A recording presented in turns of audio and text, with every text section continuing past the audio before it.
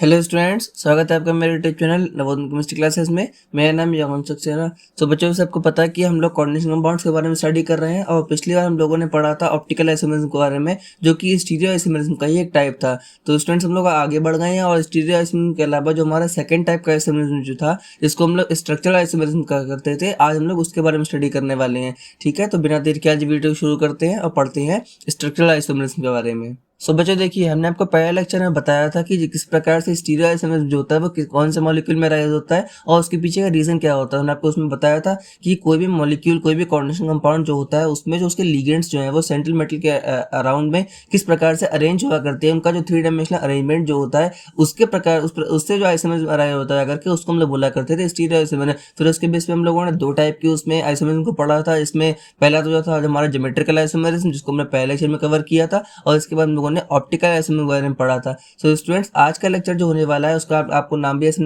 बता रखा है, जो कि स्ट्रक्चरल आइसोमेरिज्म के बारे में। सबसे पहले समझ लीजिए, देखिए यहाँ पे तो नाम से स्पष्ट हो रहा है कि वो आइसोमेरिज्म जो कि किसी मॉलिक्यूल के या फिर किसी भी कोऑर्डिनेशन कंपाउंड के स्ट्रक्चर के कारण अराइज हो रहा है। अब देखिए, यहाँ पर कोऑर्डिनेशन कंपाउंड जो हुआ करते हैं उनमें स्ट्रक्चर का क्या मतलब है। देखिए, हम लोग जानते हैं कि जो हमारा कोऑर्डिनेशन स्फीयर जो होता है उसके अंदर हमारा सेंट्रल मेटल एटम होता है, साथ में कुछ लिगेंड्स प्रेजेंट होते हैं। लेकिन जो लिगेंड जो हमारे साथ में उसमें प्रेजेंट होते हैं कोऑर्डिनेशन स्फीयर में, उनकी जो स्ट्रक्चरल अरेंजमेंट जो है, उनका स्ट्रक्चर किस प्रकार से उसमें अरेंज है, मतलब उनकी बॉन्डिंग की पोजीशन क्या है, वो हमारे प्राइमरी वैलेंसी में पाए जा रहे हैं कि सेकेंडरी वैलेंसी में पाए जा रहे हैं। कुल मिला के वो लिगेंड का स्ट्रक्चर उस पर्टिकुलर कोऑर्डिनेशन कंपाउंड में कैसा है, उस पर जो चीज डिपेंड किया करती है। उससे जो हमारा आइसोमेरिज्म जो होता है उसको बोला करते हैं स्ट्रक्चरल आइसोमेरिज्म। देखिए, ध्यान रखिएगा, बहुत ही माइन्यूट से डिफरेंस है। मतलब इसमें पहली बात हमने जो पहला टाइप जो पढ़ा था स्टीरियो आइसोमेरिज्म जो था, उसमें आपको बताया था कि जो लिगेंड जो है वो 3 डायमेंशनली किस प्रकार से अरेंज्ड है। मतलब लिगेंड वही हमारे पास में है, लेकिन उनका अरेंजमेंट वेरी कर रहा था उसमें। ठीक है, लेकिन ये जो हमारा इसमें स्ट्रक्चरल समझ में, उसमें हमारा जो लिगेंड जो है उसका स्ट्रक्चर ही वेरी कर जाएगा, उसमें कोई ना कोई ऐसी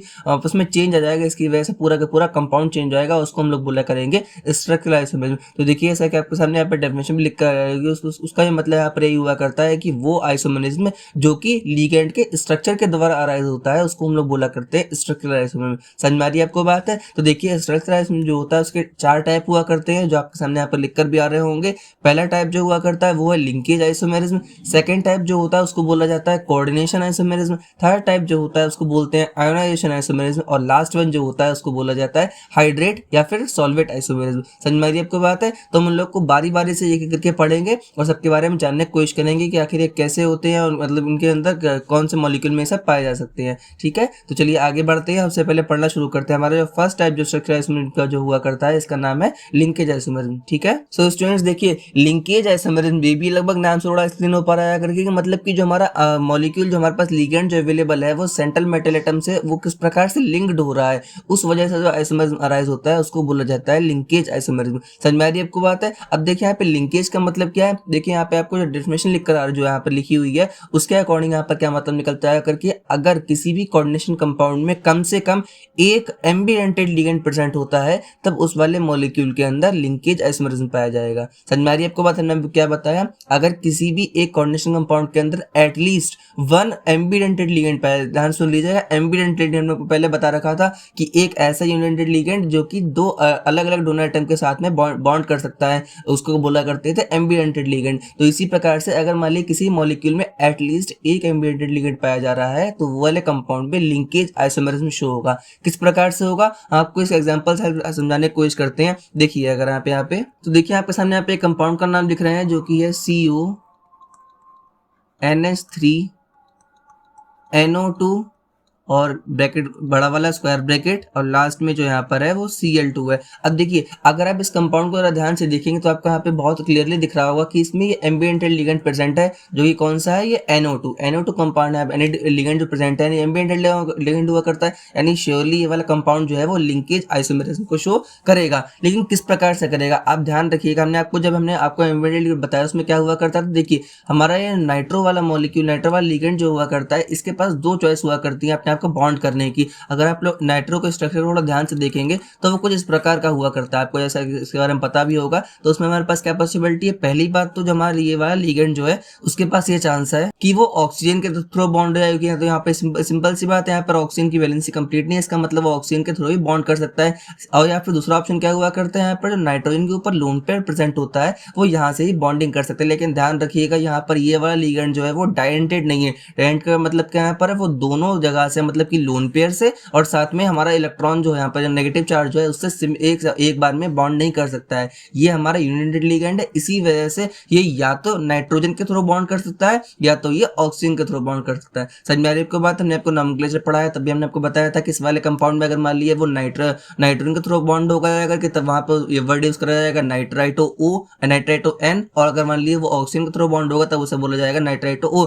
सिमिलरली यहाँ पर भी देखिए, अगर मान लीजिए इस वाले कंपाउंड के हम लोग बारे में बात कर लेते हैं, तो अगर इसका हम लोग नॉमेनक्लेचर करेंगे तो क्या होगा जाकर के, penta amine nitro cobalt third chloride. समझ में आपको बात? ये वाला कंपाउंड होगा। और इस वाले कंपाउंड का अगर आपको कलर बताएं, ये कंपाउंड जो होता है वो येलो देखा गया है, येलो देखा गया है। समझ में आपको बात है? अच्छा, अगर मान लीजिए इसका हम जो सेकंड लिंक है आइसोमरिज्म जो होता है, अगर मान लीजिए उसके बारे में बात कर लेते हैं तो वो क्या हो जाएगा, बहुत माइन्यूट सा चेंज आएगा। वो क्या हो जाएगा, CONH3 का होल 5 ONO और लास्ट में यहाँ पर जो है वो Cl2 लगा हुआ है। ठीक है, कहने का मतलब क्या, देखिए अभी भी सब कुछ सेम है, बस यहाँ पर भी देखिए इसमें भी एक नाइट्रो ग्रुप लगा हुआ है, इसमें भी नाइट्रो ग्रुप है। लेकिन अगर आप ध्यान से देखेंगे यहाँ पे बहुत हल्का चेंज आया। कहाँ पर, इस वाले में अगर आप ध्यान से देखेंगे इसमें बॉन्डिंग जो है वो नाइट्रोजन के थ्रू हो रही होगी, क्योंकि यहाँ पे नाइट्रोजन आगे लिखा हुआ है। इस वाले में जो है नीचे वाला मॉलिक्यूल जो है, इस वाले में ऑक्सीजन के थ्रू बॉन्डिंग हो रही है। और देखिए यहाँ पर इतना बड़ा चेंज आ जाता है कि इस वाले ऊपर वाले कंपाउंड को हमने आपको बताया येलो हुआ करता था और नीचे वाला कंपाउंड जो है वो रेड एंड कलर ऑब्जर्व किया गया। कहने का मतलब क्या है, सिर्फ और सिर्फ एक लिगेंड के लिंक होने के तरीके के चेंज होने की वजह से यहाँ पर कंपाउंड की प्रॉपर्टीज जो है वो चेंज हो गई हैं। और हम लोग तो जानते ही, अगर मान लीजिए किसी भी कंपाउंड में या फिर दोनों का फॉर्मूला जो होता है एक्जैक्टली सेम है, लेकिन उनकी केमिकल या फिजिकल प्रॉपर्टीज अलग अलग हुआ करती हैं, तो उस वाले कंपाउंड को, उन दोनों कंपाउंड को क्या बोला जाता है, आइसोमर बोला जाता है। ठीक है, तो यानी ये वाले कंपाउंड होंगे आइसोमर कहलाएंगे। लेकिन किस प्रकार से, ये वाले आइसोमर कहलाएंगे लिंकेज आइसोमर। ठीक है, तो ये आपका क्लियर हो गई इसमें कि मतलब ने आपको इसमें टिप भी दी साथ में। अगर मान लीजिए किसी भी कोऑर्डिनेशन कंपाउंड में आपको एक भी उसमें एम्बिएंटेड लिगेंड दिख जाए तो आप लोग आंख बंद करके वहां पर उसमें जो है वो लिंकेज आइसोमरिज्म को वहां पर उसमें लगा सकते हैं। समझ में आ रही है आपको बात है? तो ये बात यहाँ पे हो गई लिंकेज आइसोमरिज्म के बारे में। चलिए आगे बढ़ते हैं, उसका सेकंड टाइप देख लेते हैं कौन सा है। सो स्टूडेंट्स देखिए, हमारा सेकंड टाइप का जो स्ट्रक्चरल आइसोमरिज्म जो है उसे बोला जाता है कोऑर्डिनेशन आइसोमरिज्म। तो देखिए इस वाले कंपाउंड, इस वाले अगर आइसोमर के बारे में लोग बात कर लेते हैं, तो अगर आप ध्यान से देखिएगा इसकी बहुत सिंपल सी बेसिक पहचान जो ये है, अगर मान लीजिए किसी भी एक कोऑर्डिनेशन कंपाउंड में कैटायन और एनायन दोनों के दोनों कॉम्प्लेक्स आयन हुआ करते हैं, तब उस वाले कंपाउंड में कोऑर्डिनेशन आइसोमरिज्म यूज करेगा। मतलब अगर मान लीजिए किसी भी कंपाउंड में जो आपको इस प्रकार की फॉर्म दिख जाए, मतलब कहने का ये डबल ब्रैकेट अगर मान लो किसी कंपाउंड में कोऑर्डिनेशन कंपाउंड में दिख रहे हैं, इसका मतलब उस वाले कंपाउंड में कोऑर्डिनेशन आइसोमरिज्म पाया जाएगा। समझ में आपको बात है? अब देखिए इस वाले कंपाउंड में हो क्या सकता है, इसको हम थोड़े एग्जांपल समझने की कोशिश करते हैं।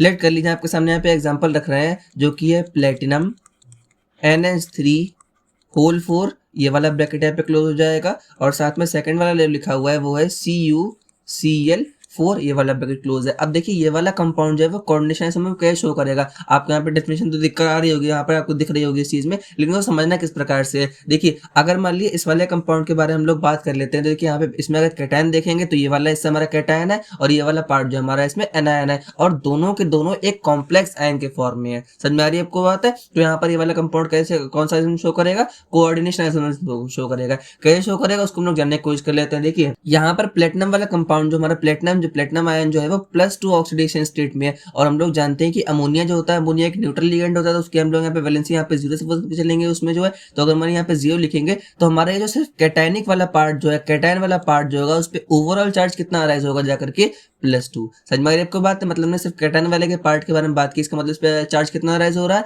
+2। अच्छा अगर मान लिया हम इसमें एनायन वाले पार्ट के बारे में बात कर लेते हैं, तो इस वाले कंपाउंड में भी कॉपर की स्टेट जो होगी वो +2 ही पाई जाएगी। और साथ में क्लोरीन कितने लगे हुए, 4 लगे हुए हैं। तो यानी एक क्लोरीन से अगर एक नेगेटिव आता है तो 4 क्लोरीन से 4 आएंगे। तो यानी ओवरऑल चार्ज कितना बन रहा है यहाँ पर, -2। तो देखिए यहाँ पर चार्ज कितना अराइज हो रहा है, इस एनायन के बारे में लोग बात कर रहे हैं, तो उस पर चार्ज कितना अराइज होगा, -2। तो देखिए +2 और -2 कैंसिल आउट हो जाएंगे। जिस प्रकार से Na पॉजिटिव और Cl नेगेटिव मिलते हैं तो NaCl बन जाता है। इसी प्रकार से देखिए अगर मान लीजिए ये वाला पूरा कंपाउंड जो ये वाला हमारा लिखा हुआ है, अगर इसको मैं +2 सपोज कर लेते हैं और इसको -2 सपोज कर लेते हैं, यानी ये वाले कंपाउंड आपस में मिल सकते हैं। समझ में आ रही है आपको बात है? तो यानी ये वाला कंपाउंड जो होगा वो कोऑर्डिनेशन आइसोमरिज्म को शो कर सकता है। कैसे शो कर सकता है? अगर आप इनने गौर किया होगा यहाँ पर देखिए दोनों के दोनों आयन जो है उसमें हमारे जो मेटल प्रेजेंट है, अगर मान लीजिए प्लेटिनम के बारे में बात कर लेते हैं और उसमें कॉपर के बारे में बात कर लेते हैं, दोनों की ऑक्सीडेशन स्टेट जो है वो +2 पाई गई है। समझ में आ रही है आपको बात है? यानी अगर मान लीजिए हम इन दोनों की पोजीशन को आपस में इंटरचेंज कर देते हैं, यानी कि पूरे के पूरे मॉलिक्यूल पे कोई भी फर्क नहीं पड़ना चाहिए।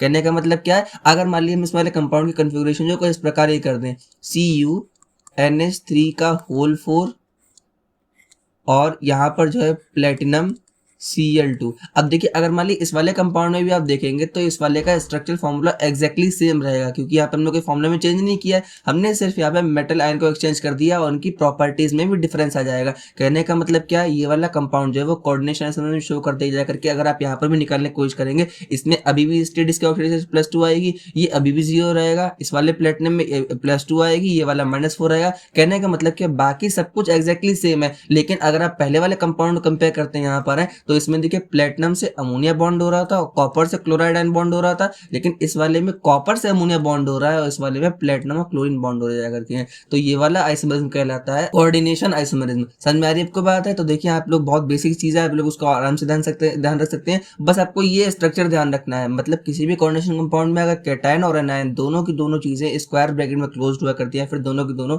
कॉम्प्लेक्स आयन हुआ करती हैं, तो वो वाला कंपाउंड श्योरली कोऑर्डिनेशन आइसोमरिज्म को शो करेगा। समझ में आ रही है आपको बात है? कैसे शो करता है? जो हमारे दोनों के दोनों कैटायन और एनायन हुआ करते हैं उसमें जो मेटल एटम हम जाहिर सी बात उसमें अलग अलग हुआ करेंगे, दोनों के ऑक्सीडेशन स्टेट कॉमन हुआ करेगी। हम उन दोनों के अगर मान ली स्टेट को चेंज कर देंगे तो हमारे पास ये जो एक पेयर बनेगा जा करके, ये दोनों को दोनों आपस में क्या कहलाएंगे? कोऑर्डिनेशन आइसोमर कहलाएंगे। समझ में आ रही है आपको बात है? तो हमारा सेकंड टाइप खत्म हो चुका है। चलिए आगे बढ़ते हैं, उसमें थर्ड टाइप को देख लेते हैं। सो स्टूडेंट्स, हमारा थर्ड टाइप का जो आइसोमरिज्म अराइज होता है उसको बोला जाता है आयोनाइजेशन आइसोमरिज्म। अब देखिए यहाँ पे आयोनाइजेशन से यहाँ पे बिल्कुल क्लियर हो रहा है कि आयोनाइज का हम लोग जानते हैं क्या मतलब हुआ करता है। अगर मान लिया कोई भी कंपाउंड, हमारा कोई भी ऐसा कोऑर्डिनेशन कंपाउंड है जिसके दोनों आइसोमर को अगर मान लिया हम पानी में डिसॉल्व करें, अगर उसका एक्वा सॉल्यूशन जो होगा अगर वो उसमें डिफरेंट टाइप के आयंस को प्रोड्यूस करते हैं, इसका मतलब वो वाला कंपाउंड जो है कहलाएगा आयोनाइजेशन आइसोमरिज्म कहलाएगा। लेकिन ऐसा पाया कैसे जाया करता है? देखिए यहाँ पे इसमें बहुत बेसिक सी बात है, आप यहाँ पे एक नोट कर लीजिए, मैं आपको यहाँ पे लिख भी दे रहा डेफिनेशन में इस चीज के लिए। मतलब अगर मान लीजिए किसी भी कोऑर्डिनेशन कंपाउंड में जो प्राइमरी वैलेंसी वाला आयन जो है वो इतना स्ट्रॉन्ग है, इतना पोटेंशियल है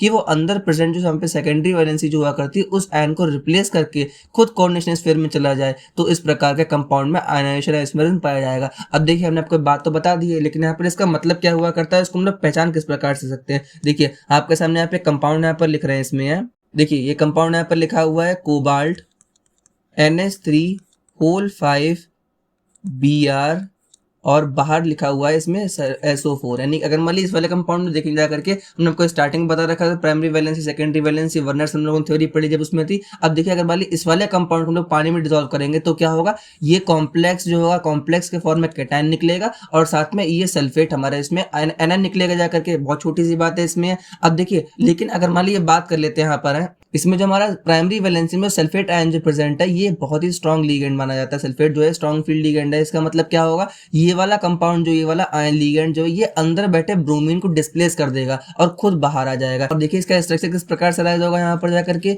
CONH3 होल 5 SO4 और बाहर क्या चला जाएगा, Br चला जाएगा। अब देखिए अगर मान ली इस वाले कंपाउंड को वाटर में डिसॉल्व किया जाएगा तो हमारा ये वाला कंपाउंड एज अ कैटायन निकलेगा और ये वाला कंपाउंड एज एन एनायन निकलेगा जा करके। अब देखिए आपको आई थिंक बेस से यहाँ पे क्लियर हो गया होगा। कहने का मतलब क्या है, वो आइसोमरिज्म जिसमें दोनों के दोनों आइसोमरिज्म अगर मान ली हम एक्वा सोल्यूशन बनाया करते हैं तो उसमें डिफरेंट प्रकार के आयंस प्रोड्यूस होते हैं, लेकिन उनका केमिकल फॉर्मूला एक्जैक्टली सेम रहे तो उस प्रकार का आइसोमरिज्म को बोला जाता है आयोनाइजेशन आइसोमरिज्म। समझ में आ रही है आपको बात है? ये कब अराइज होता है, अगर मान लीजिए किसी कोऑर्डिनेशन कंपाउंड में प्राइमरी वैलेंसी इतनी स्ट्रांग है, इतना उसमें पोटेंशियल पाया जाता है कि वो अंदर प्रेजेंट जो हमारी सेकेंडरी वैलेंसी जो कि बॉन्डेड है, अगर मान लीजिए इस वाले केस में बात करते हैं यहाँ पे ब्रोमीन हमारी सेकेंडरी वैलेंसी, तो सल्फेट प्राइमरी वैलेंसी थी, लेकिन सल्फेट हमारा आयन इतना स्ट्रांग था कि उसने ब्रोमीन को यहाँ से डिस्प्लेस करके खुद बॉन्ड कर लिया जा करके। तो इस प्रकार के कंपाउंड जो हुआ करते हैं वो कि हमेशा आयोनाइजेशन आइसोमरिज्म को शो करेंगे। समझ में आ रही है आपको बात है? तो यहाँ पे इसका एग्जाम्पल हो चुका है। चलिए आगे बढ़ते हैं और हमारा आज का लास्ट टाइप जो हम लोग उसका उसके पढ़ लेते हैं, ठीक है। सो स्टूडेंट्स, हमारा लास्ट टाइप का आइसोमेरिज्म जो है उसका नाम है हाइड्रेट आइसोमेरिज्म। अब देखिए, अगर मान लीजिए इस वाले केस में हम लोग बात कर लेते हैं, आपको यहाँ पे इसमें भी नाम से क्लियर हो रहा होगा हाइड्रेट। अगर आपसे पूछा जाए कि हाइड्रेट या फिर हाइड्रेटेड वर्ड का यूज होता है वो कहाँ पर उपयोग किया जाता है, जिस जगह पे हम लोग पानी के बारे में बात करते हैं, वाटर मॉलिक्यूल के बारे में बात करते हैं, वहां पर हाइड्रेट वर्ड का यूज करा जाता है। इस वाले कंपाउंड का इस वाले आइसोमेरिज्म का दूसरा नाम जो होता है उसको सॉल्वेट आइसोमेरिज्म भी बोला जाता है। अब देखिए, अगर मान लीजिए बात कर लेते हैं ये कैसे एग्जिस्ट करता है, आप छोटी से यहाँ पे हिंट ले लीजिए कि हाइड्रेट आइसोमेरिज्म या फिर सॉल्वेट आइसोमेरिज्म जो होता है वो आयोनाइजेशन आइसोमेरिज्म का ही एक स्पेशल केस होता है। स्पेशल केस का मतलब क्या है, हमने आपको पिछले बार बताया भी था। अगर मान लीजिए हमारे पास प्राइमरी वैलेंसी इतनी स्ट्रांग है कि वो अंदर बैठी हुई सेकेंडरी वैलेंसी को कोऑर्डिनेशन स्पीड से डिस्प्लेस कर देती है, तो वहां पर आयोनाइजेशन आइसोमेरिज्म पाया जाता है। सिमिलरली यहाँ पर भी ऐसा हुआ करेगा, लेकिन हम लोगों ने पिछले वाले केस में देखा था कोई आयन डिस्प्लेस कर रहा था, लेकिन इस वाले केस में जो हमारा वाटर मॉलिक्यूल डिस्प्लेस किया करेगा। कैसे डिस्प्लेस करेगा, चलिए इसको एग्जांपल समझने की कोशिश करते हैं। देखिए, हम आपके सामने एग्जांपल यहाँ पर लिखते हैं। देखिए, CrH2O होल 6 ब्रैकेट क्लोज, और यहाँ पर बाहर लिखा हुआ है इसमें Cl3। अब देखिए, अगर मान लीजिए इस वाले कंपाउंड के बारे में बात कर लेते हैं, इसमें सब कुछ एक्जैक्टली सेम रहेगा, लेकिन अगर आप यहाँ ध्यान से देखें, इसमें अंदर के लिए 6 वाटर मॉलिक्यूल अटैच्ड है और बाहर के लिए यहाँ पर 3 क्लोरीन अटैच है। अब देखिए, हम लोग जानते हैं कि वाटर एक न्यूट्रल लिगेंड है, लेकिन क्लोरीन एक एनायनिक लिगेंड हुआ करता है। यानी अगर कंपेरिजन करें तो यहाँ पे क्लोरीन जो है वाटर थोड़ा सा स्ट्रॉन्ग फील्ड लिगेंड माना जाएगा, स्ट्रॉन्ग लिगेंड माना जाएगा, यानी वो अंदर आने का पोटेंशियल रखता है, इसको अंदर आने पर डिस्प्लेस भी कर देगा। किस प्रकार से डिस्प्लेस करेगा हम लोग उसको देखते हैं। पहली बात ये देख लीजिए, ये वाला कंपाउंड जो हुआ करता है इसका कलर जो होता है वायलेट पाया गया, इसको वायलेट ऑब्जर्व किया गया है, ठीक है। अब अगर मान लीजिए हम लोग इसके आइसोमेरिज्म के बारे में बात कर लेते हैं, तो देखिए कैसे होगा। यहाँ पर CrH2O होल 5 और यहाँ पे अंदर एक क्लोरीन आ जाएगा। अब देखिए, ध्यान करने वाली क्या है, हमने आपको बताया कि यहाँ पे एक्सचेंज हो रहा है। तो देखिए, अगर मान लीजिए एक क्लोरीन अंदर जा रहा है तो किसी को बाहर भी तो आना पड़ेगा, तो यहाँ से H2O मॉलिक्यूल जो है वो बाहर आ जाएगा, ठीक है। तो देखिए, यहाँ पे बचेंगे कितने, यहाँ पे 3 हुआ करते थे, एक चला गया तो Cl2 और साथ में एक H2O निकलेगा जा करके, ठीक है। और ये वाला कंपाउंड जो होता है ये ग्रीन कलर का हुआ करता है। अब देखिए यहाँ पे इसमें डिफरेंस क्या चीज है। अब अगर देखिए इस वाले कंपाउंड में हम दोनों इनको और इस वाले को दोनों को मान लीजिए पानी में डिजोल्व करते हैं, इनको आयनाइज करने की कोशिश करते हैं, तो इस वाले देखिए किसमें क्या होगा, इसमें सिर्फ और सिर्फ 3 क्लोरीन निकला करेंगे, साथ में एक बड़ा सा कॉम्प्लेक्स कैटायन निकलेगा। इस वाले केस में क्या होगा, इसमें कॉम्प्लेक्स कैटायन तो निकलेगा, 2 क्लोरीन भी निकलेंगे, साथ में एक वाटर मॉलिक्यूल यानी एक हाइड्रो का मॉलिक्यूल भी निकलेगा। समझ में आ रही है आपको बात है। तो इस प्रकार का आइसोमेरिज्म कहलाएगा हाइड्रेट या फिर सॉल्वेट आइसोमेरिज्म। समझ में आ रही है आपको बात है। यानी अगर मान लीजिए किसी भी कंपाउंड में आपको अगर सेकेंडरी वैलेंसी में वहां पर आपको उसमें वाटर मॉलिक्यूल दिखाई दे रहा है, तो आप वहां पर उसमें श्योरली उसमें हाइड्रेट आइसोमेरिज्म लगा सकते हैं। समझ में आ रही है आपको बात है। आई होप आपको ये चीज ध्यान रहेगी। अगर मान लीजिए किसी भी कंपाउंड में वहां पर वाटर मॉलिक्यूल जो प्राइमरी वैलेंसी प्रेजेंट है, इसका मतलब उसमें हाइड्रेट आइसोमेरिज्म या फिर सॉल्वेट आइसोमेरिज्म जो होगा हमेशा वो उसमें शो होगा। समझ में आ रही है आपको बात है। सो स्टूडेंट्स, आज हमने आपको स्ट्रक्चरल आइसोमेरिज्म के बारे में पढ़ा है। हमने आपको तरीके बता दिए हैं कि मतलब किस प्रकार से आप पहचान सकते हैं। सिर्फ और सिर्फ आप कंपाउंड को देखकर, उस मॉलिक्यूल को देखकर आप पहचान लेंगे कि उस वाले कंपाउंड में कौन सा आइसोमेरिज्म पाया जाएगा। हमने आपको क्या बताया, अगर मान लीजिए किसी भी कंपाउंड में कोई भी एम्बिडेंटेड लिगेंड प्रेजेंट है, इसका मतलब वो वाला मॉलिक्यूल जो है वो श्योरली लिंकेज आइसोमेरिज्म को शो करेगा। फिर हमने आपको बताया, अगर मान लीजिए किसी भी कॉम्प्लेक्स कंपाउंड में कैटायन और एनायन दोनों के दोनों कॉम्प्लेक्स आयन है, इसका मतलब उस वाले कंपाउंड में कोऑर्डिनेशन आइसोमेरिज्म शो होगा। फिर हमने आपको बताया, अगर मान लीजिए किसी भी कंपाउंड में हमारी जो सेकेंडरी वैलेंसी जो वो इतनी स्ट्रांग है कि वो प्राइमरी वैलेंसी को डिस्प्लेस कर देगी, या फिर अगर मान लीजिए कोई प्राइमरी वैलेंसी इतनी स्ट्रांग है कि वो सेकेंडरी वैलेंसी को डिस्प्लेस कर देगी, तो उस वाले कंपाउंड में आयोनाइजेशन आइसोमेरिज्म पाया जाएगा। हमने आपको बताया कि आयोनाइजेशन आइसोमेरिज्म का ये एक स्पेशल केस हुआ करता है हाइड्रेट आइसोमेरिज्म, यानी कि अगर मान लीजिए किसी भी मॉलिक्यूल में जो हमारी सेकेंडरी वैलेंसी जो है अगर उसमें वाटर मॉलिक्यूल प्रेजेंट है तो वो बाहर आ जाएगा और इस वाले कंपाउंड में हाइड्रेट आइसोमेरिज्म शो होगा। सो स्टूडेंट्स, आज की वीडियो में बस इतना ही। उम्मीद है आपको आज का लेक्चर पसंद आया होगा, आपको समझ में आया होगा। तब तक के लिए वीडियो को लाइक कीजिए। मिलते हैं आपसे नेक्स्ट वीडियो में। चैनल को शेयर भी कीजिएगा, साथ में सब्सक्राइब करना ना भूलें। Thanks for watching my video.